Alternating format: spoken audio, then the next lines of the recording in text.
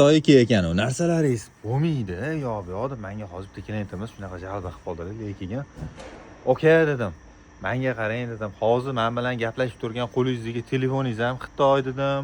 Balki ustingizdagi kiyimlaringiz ham Xitoydir dedim.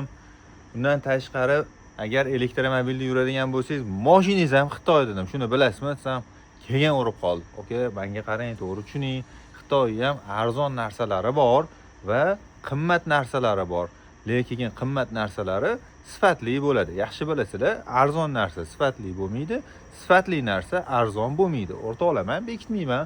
Borini aytaman, to'g'ri, men Xitoydan olib kelaman mahsulotlarni. Lekin o'rtoqlar, men o'zim zavodiga borib, shaxsan o'zim bularni qanaqa ishlab chiqaryapti, qanaqa seryodan ishlab chiqaryapti, ishlab chiqarishga qanaqa ahamiyat beryapti bular deb har tomonlama o'rganib kelib, tanlab o'rtoqlar sifatlisini, qimmat bo'lsa ham aytaman, o'rtoqlar sifatli mahsulotni olishga harakat qildim va o'sha narsalarni xudo xolasa olib kelib qo'ydim.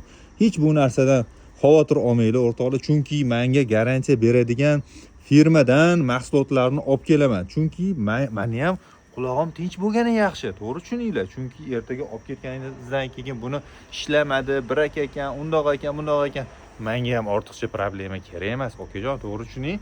Videoni ko'rib turgan bo'lsangiz ham qarang. Xullas shunaqa.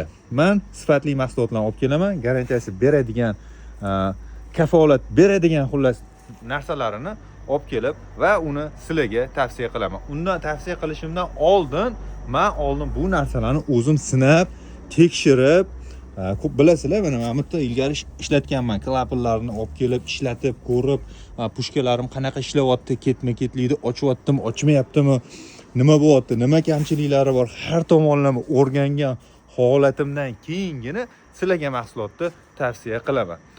Joningiz sog' bo'lsin o'rtoqlar. Fikrimga qo'shilasizmi, qo'shilmaysizmi? Javobingizni kommentariyada kutaman.